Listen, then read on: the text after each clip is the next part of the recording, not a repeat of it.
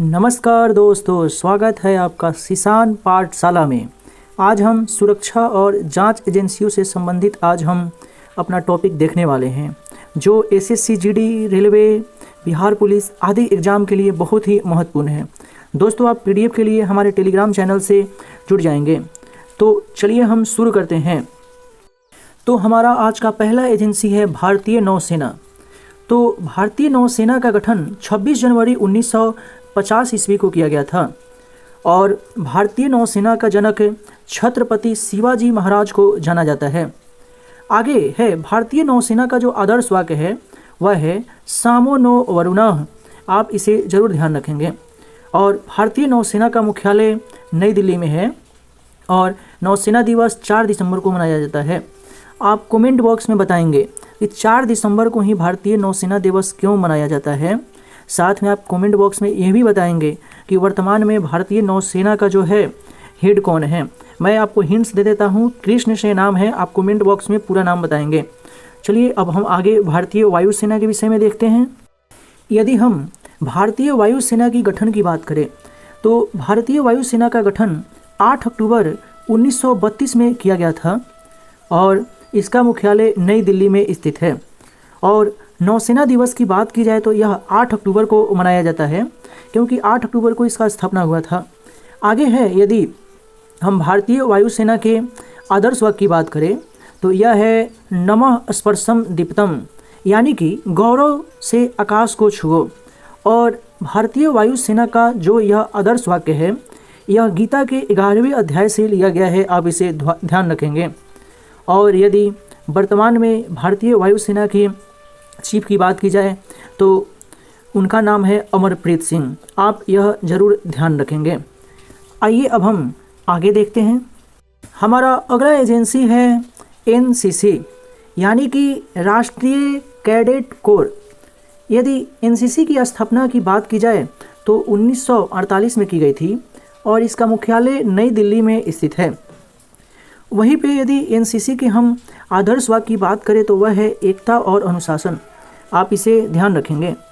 यदि एनसीसी के गठन के मुख्य उद्देश्य की बात की जाए तो इसका मुख्य उद्देश्य है युवाओं में जो है राष्ट्र प्रेम और एकता की भाव का जो है विकास करना। हमारा अगला एजेंसी है होमगार्ड। होमगार्ड के यदि गठन की बात की जाए तो यह 6 दिसंबर 1946 को किया गया था और 6 दिसंबर को ही होमगार्ड दिवस मनाया जाता है। आप ये भी ध्यान रखेंगे। साथ में आप ये भी ध्यान रखेंगे कि होमगार्ड का गठन जो है राज्य अपने अनुसार से करती है और राज्य सरकार ही अपने अनुसार से नियम भी बनाती है। आप इसे भी ध्यान में रखेंगे। दोस्तों, आप कमेंट बॉक्स में बताएंगे कि प्रादेशिक सेना का गठन जो है कब किया गया था। आपसे जो भी प्रश्न पूछे जा रहे हैं उसका जवाब आप कमेंट बॉक्स में देंगे और साथ ही पीडीएफ के लिए टेलीग्राम चैनल को ज्वाइन करेंगे। आइए अब हम अपने अगले संगठन यानी एजेंसी आईबी के विषय में हम देखते हैं। आईबी का सबसे पहले आपको फुल फॉर्म पता रहना चाहिए। तो आईबी का फुल फॉर्म होता है इंटेलिजेंस ब्यूरो। आप ध्यान रखेंगे। यदि आईबी की हम गठन की बात करें तो 1887 ईस्वी में इसका गठन किया गया था और मुख्यालय नई दिल्ली में है और यह गृह मंत्रालय के अंतर्गत आता है। और यदि आईबी की हम काम की बात करें तो इसका मुख्य काम यह है कि आंतरिक खुफिया एजेंसी ये है। तो आप आईबी के विषय में 4 चीज़ जरूर याद रखेंगे कि 1887 में इसका गठन हुआ था, नई दिल्ली में मुख्यालय है और गृह मंत्रालय के अंतर्गत आता है और यह आंतरिक सुरक्षा एजेंसी है। आप रॉ में और आईबी में काम को लेकर के आप स्पष्ट अंतर रखेंगे, इनमें कन्फ्यूजन नहीं होंगे। ठीक है, आईबी आंतरिक काम को देखता है और रॉ बाहरी काम को देखता है। आगे है कि देश के आतंकवाद, नक्सलवाद और देश विरोधी जो भी गतिविधियां हैं उनके संबंध में जानकारी जुटाता है और इसका यह जो है मुख्य काम है। आगे ये सब सूचना है, ये सब आपके लिए वनडे एग्जाम के लिए ज़रूरी नहीं है, फिर भी आप इसे वीडियो को रोक करके पढ़ लेंगे। आइए अब आगे देखते हैं। अब हम यहाँ पहला देखेंगे रॉ के विषय में। तो रॉ का फुल फॉर्म आप जरूर ध्यान रखेंगे, रिसर्च एंड एनालिसिस विंग्स। फिर से आप ध्यान रखेंगे कि जो भी ऑर्गेनाइजेशन यानी एजेंसी है उसका फुल फॉर्म आपको ज़रूर याद रहने चाहिए। साथ ही उसका गठन कब हुआ था, उसका मुख्यालय कहाँ है, वर्तमान में उसके हेड कौन हैं और वह किस मंत्रालय के अंतर्गत आता है और उसका काम। आपको 5 चीज़ जरूर याद रखने हैं। तो यदि रॉ की बात करें तो रॉ का गठन 1968 में किया गया था। तो इसके गठन का उद्देश्य क्या था, यानी कि क्यों गठन किया गया। तो रीज़न ये था कि 1962 में भारत और चीन का युद्ध हुआ था और 1965 में, टाइपिंग मिस्टेक है, भारत पाक युद्ध। इसी के बाद में रॉ का गठन किया गया। इसका मुख्यालय नई दिल्ली में है और यह कैबिनेट सचिवालय के अंतर्गत आता है, यानी कि पीएमओ के अंतर्गत। आप पीएमओ का फुल फॉर्म जरूर याद रखेंगे। पीएमओ का फुल फॉर्म होता है प्राइम मिनिस्टर ऑफिस, आप ध्यान रखेंगे। और रॉ का मुख्य काम जो है, यह भारत की बाहरी खुफिया एजेंसी है। बस आप इतना ही ध्यान रखेंगे। ये रॉ भारत की बाहरी खुफिया एजेंसी है और भारत से बाहर भारत के विरुद्ध जो भी आतंकवादी गतिविधि या अन्य भारत के खिलाफ साजिश होती है उसका यह देखरेख करती है और खुलासा करता है। यहाँ पे आईबी और रॉ में अंतर दिया गया है, आप पढ़ लीजिएगा। अगला हमारा है NIA, तो यानी कि राष्ट्रीय अन्वेषण अभिकरण। तो हुआ क्या था कि 26 नवंबर 2008 को मुंबई में ताज होटल पे हमला हुआ था। इसी ताज होटल के हमले के बाद जो है 2008 में NIA का गठन किया गया और NIA का मुख्यालय नई दिल्ली में है और यह गृह मंत्रालय के अंतर्गत आता है। यदि हम NIA की मुख्य काम को बात करें तो यह भारत की केंद्रीय आतंकवाद विरोधी एजेंसी है। तो आप यहाँ ध्यान रखेंगे, जो भी एजेंसी है कम से कम उनका की काम जो है आप ध्यान रखेंगे। जैसे IB का की काम क्या है, आंतरिक काम देखना। रॉ का क्या है, बाहरी खुफिया एजेंसी है। और NIA क्या है, तो ये केंद्रीय आतंकवाद विरोधी जांच एजेंसी है। यानी कि जहाँ भी आतंकवाद की घटना होती है तो वहाँ जांच कौन करता है, NIA। जैसे अभी आपने हाल ही में देखा होगा कि 2026 में दिल्ली में लाल किले के पास में बम विस्फोट हुआ, या आपने पहलगांव हमला देखा होगा। तो वहाँ हमले के बाद में जांच करने की मुख्य जो एजेंसी गई थी, आपने समाचार पत्रों में सुना होगा NIA के विषय में। आइए अब हम अपने अगले एजेंसी को देखते हैं। अब है NCB। NCB का फुल फॉर्म होता है स्वापक नियंत्रण ब्यूरो, यानी कि नारकोटिक्स कंट्रोल ब्यूरो। आप ध्यान रखेंगे। NCB का गठन 1986 में किया गया था। इसका मुख्यालय नई दिल्ली में है और यह गृह मंत्रालय के अंतर्गत आता है। आप ध्यान रखेंगे। यदि NCB की मुख्य काम की हम बात करें तो मादक पदार्थों की तस्करी को रोकना। बस आप इतना ही याद रखेंगे कि NCB भारत में मादक पदार्थों की तस्करी को रोकता है और यह गृह मंत्रालय के अंतर्गत आता है। जैसे आपने कुछ समय पहले सुना होगा कि मुंबई में जहाज़ पे शाहरुख खान और उनके बेटे पे आरोप लगा हुआ था कि ड्रग्स को लेकर के, तो उसका जांच कौन कर रहा है, NCB कर रहा है। तो आप इन सब बातों को ध्यान रखेंगे। आइए अब अगले एजेंसी के विषय में हम देखते हैं। अगला हमारा एजेंसी है भारतीय तटरक्षक बल, यानी कि इंडियन कोस्ट गार्ड। तो इंडियन कोस्ट गार्ड का गठन जो है यह 1977 में किया गया था। आप ध्यान रखेंगे कि 1 फरवरी को आपका ICG यानी कि भारतीय तटरक्षक बल का गठन 1 फरवरी 1977 में किया गया था और उसके पश्चात ICG को लेकर के 1978 में एक्ट आया था। तो आप यहाँ कन्फ्यूज नहीं होंगे। पहले गठन हुआ 77 में, फिर उसके अगले साल में ICG का एक्ट आया हुआ था और 1 फरवरी को हम भारतीय तटरक्षक बल दिवस मनाते हैं। मुख्यालय की बात करें तो नई दिल्ली में है और यह रक्षा मंत्रालय के अंतर्गत आता है। आप यहाँ कंफ्यूज नहीं करेंगे, नहीं तो आप सोचेंगे कि यह कहीं शिपिंग मिनिस्टर के अंतर्गत आता हो या आप सोचेंगे गृह मंत्रालय के अंतर्गत। तो ध्यान रखेंगे कि यह रक्षा मंत्रालय के अंतर्गत आता है। और यदि हम बात करें तटरक्षक बल की तो इसका मुख्य काम है, आप भारत का प्रायद्वीपीय क्षेत्र देखेंगे तो इसका विस्तार ऐसा है। तो तट रेखा से लेकर के 200 नॉटिकल मील की दूरी तक की सुरक्षा का काम भारतीय तटरक्षक बल देखता है। जब हम ज्योग्राफी पढ़ेंगे तो वहाँ पे हम अच्छे से बताएंगे कि ये 200 नॉटिकल मील क्या है। ठीक है, आप इन सभी बात को ध्यान रखेंगे। तो आप एक लाइन में बस इतना ध्यान रखें कि भारतीय तटरक्षक बल का मुख्य काम तटीय क्षेत्रों की निगरानी करना। मैं यहाँ पे आपसे 2 क्वेश्चंस पूछता हूँ, आप गूगल करके इन दोनों प्रश्नों का उत्तर आप कमेंट बॉक्स में देंगे कि भारतीय तटरक्षक बल के पहले मुख्य कौन थे और भारतीय तटरक्षक बल का पहला जहाज कौन सा था। आप इन दोनों प्रश्नों का उत्तर देंगे। आइए अब हम अगले एजेंसी को देखते हैं। हमारा अगला एजेंसी है ईडी यानी कि प्रवर्तन निदेशालय। तो प्रवर्तन निदेशालय का गठन 1956 में किया गया था। इसका मुख्यालय नई दिल्ली में है और यह वित्त मंत्रालय के अंतर्गत आता है। आप ध्यान रखेंगे, अभी तक आपने जो भी पढ़ा है उसमें से जो एजेंसी है या तो गृह मंत्रालय के अंतर्गत आता था या तो रक्षा मंत्रालय के अंतर्गत। तो यह पहला एजेंसी हमें मिला जो वित्त मंत्रालय के अंतर्गत आता है। ईडी के हम काम की बात करें तो इनका मुख्य काम है आर्थिक अपराधों की जांच करना। आप इतना ही ध्यान रखेंगे कि ईडी जो है आर्थिक अपराधों की जांच करती है, यानी कि मनी लॉन्ड्रिंग से संबंधित जो मामले होते हैं। और आगे है कि विदेशी मुद्रा प्रबंधन अधिनियम यानी कि फेमा और धन शोधन निवारण अधिनियम के प्रावधानों को लागू कराता है। तो आपको यहाँ पे दो चीज़ ध्यान रखना है, एक तो ईडी आर्थिक अपराध की जांच करता है और मनी लॉन्ड्रिंग से संबंधित मामलों की जांच करता है। यहाँ पे आपको फेमा का फुल फॉर्म पता होना चाहिए। तो फेमा का फुल फॉर्म है फॉरेन एक्सचेंज मैनेजमेंट एक्ट, और यह एक्ट जो है 2003 में आया हुआ था, आप इसे ध्यान रखेंगे। और साथ में आप कमेंट बॉक्स में बताएंगे कि फेरा एक्ट कब आया हुआ था। इसी फेरे एक्ट को में त्रुटियों को दूर करने के लिए फेमा एक्ट आया हुआ था। तो आप कमेंट बॉक्स में ज़रूर बताएंगे कि फेरा का फुल फॉर्म क्या है और यह एक्ट कब आया हुआ था। आइए अब हम अगले एजेंसी को देखते हैं।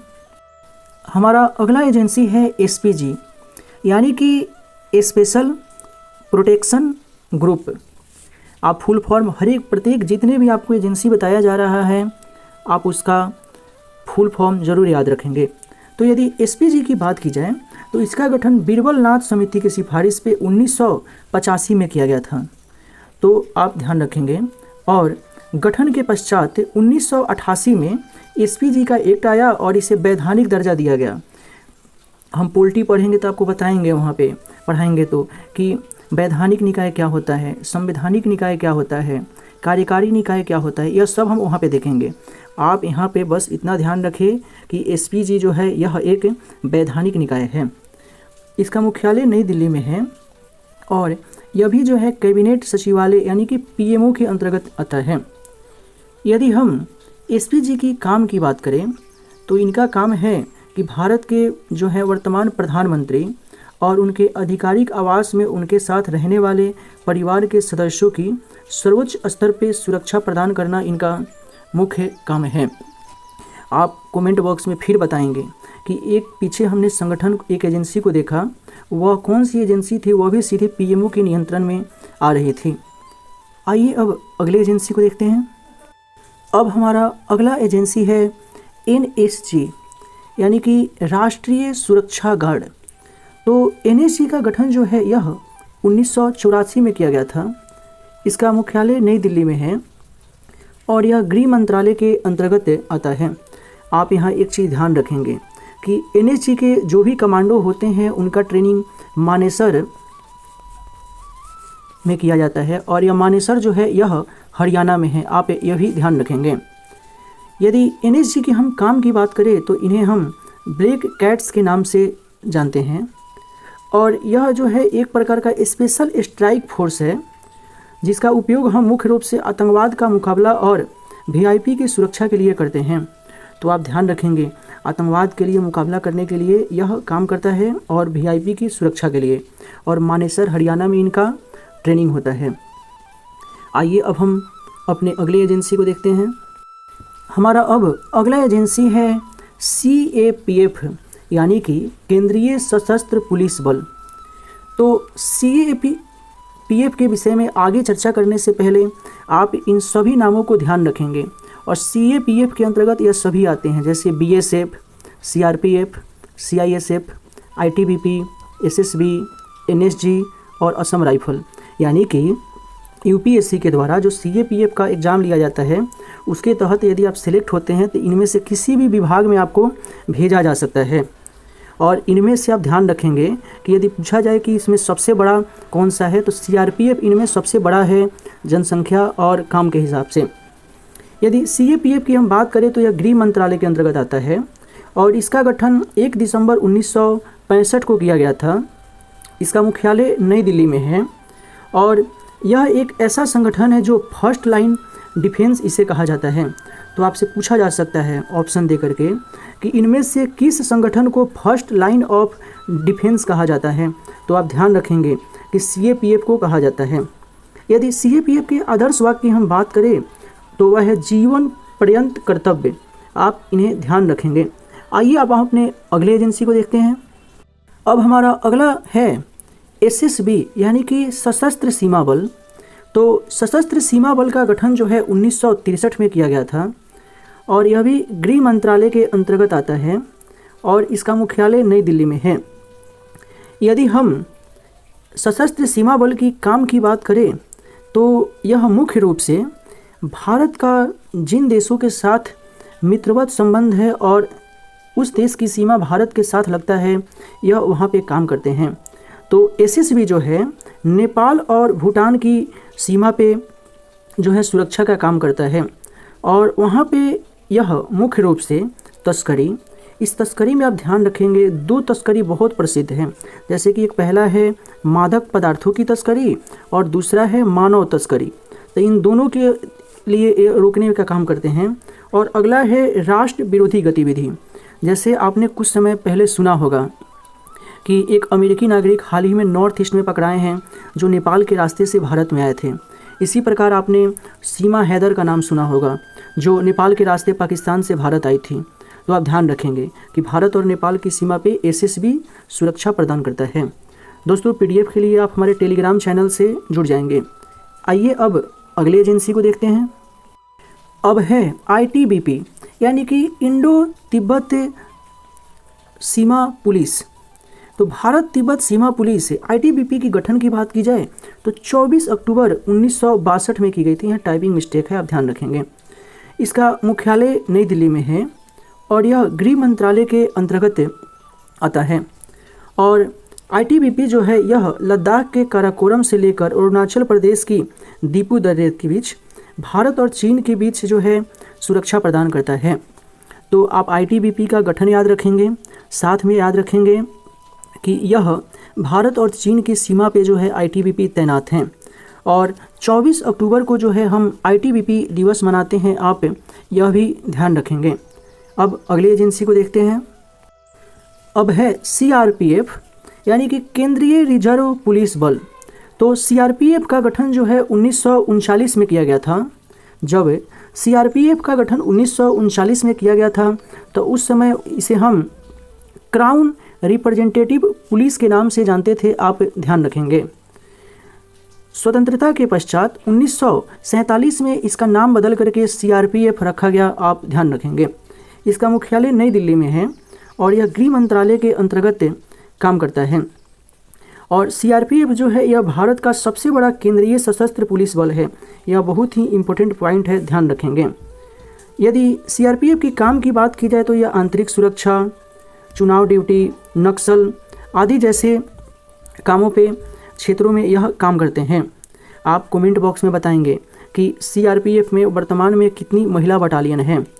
और आप यहाँ यह भी ध्यान रखेंगे कि CRPF की कुछ टुकड़ियाँ भारत से बाहर में भी अन्य देशों में सुरक्षा प्रदान करती हैं। जैसे कुछ बटालियन की तैनाती श्रीलंका में किया गया है। आप इन सब बातों को ध्यान में रखेंगे। अगले एजेंसी को देखते हैं। असम राइफल यानी कि असम राइफल जो है इसे हम सबसे पहले आप ध्यान रखेंगे पूर्वोत्तर का प्रहरी कहते हैं और इसे हम कछार लेवी भी कहते हैं। यह इम्पोर्टेंट पॉइंट है, आप इन दोनों को नहीं भूलेंगे और कुछ भूल भी जाएंगे तो असम राइफल को हम कछार लेवी कहते हैं और पूर्वोत्तर का प्रहरी कहते हैं। असम राइफल का गठन 1835 में किया गया था। इसका मुख्यालय शिलोंग में है। यहाँ असम नाम है तो इससे आप कंफ्यूज नहीं होंगे। आप ऐसा न समझेंगे इसका मुख्यालय असम में है, बल्कि इसका मुख्यालय शिलोंग में है और शिलोंग जो है यह मेघालय राज्य के अंतर्गत आता है, आप ध्यान रखेंगे। और असम राइफल के 2 प्रकार के काम हैं, एक प्रशासनिक नियंत्रण का काम और एक ऑपरेशनल नियंत्रण। तो प्रशासनिक नियंत्रण गृह मंत्रालय के अंतर्गत आता है और ऑपरेशनल नियंत्रण जो है रक्षा मंत्रालय के अंतर्गत आता है। यदि इसके काम की बात करें तो हम असम राइफल भारत में जो है असम की सुरक्षा और पूर्वोत्तर भारत में उग्रवाद विरोधी गतिविधि के लिए यह अभियान चलाता है। आइए अब अगली एजेंसी को देखते हैं।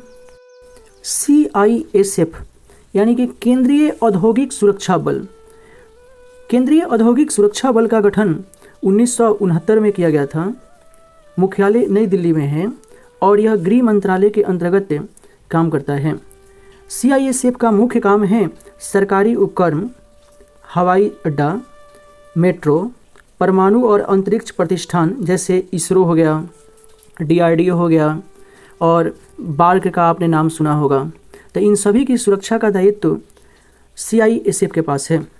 दोस्तों, हमने अपने सभी एजेंसियों को अब देख लिया है। अब होगा आपका टेस्ट और उसमें हम देखेंगे कि आपने वीडियो को कितने अच्छे से देखा है। तो अब आप टेस्ट के लिए तैयार हो जाएं। चलिए, अब मैं आपसे प्रश्न पूछता हूं और आपका जवाब कमेंट बॉक्स में देना है और आपको बताना है कि इसमें से कितने प्रश्न आपके सही हो रहे हैं।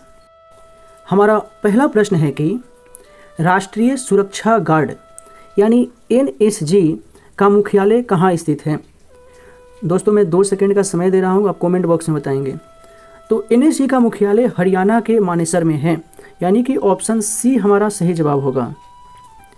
हमारा दूसरा प्रश्न है रॉ यानी कि research and analysis wing Bharat की किस प्रकार की एजेंसी है। तो आपको बताना है रॉ किस प्रकार की एजेंसी है। तो हमारा इसका सही जवाब हो जाएगा कि यह बाहरी खुफिया एजेंसी है, यानी कि ऑप्शन बी इस प्रश्न का सही जवाब होगा।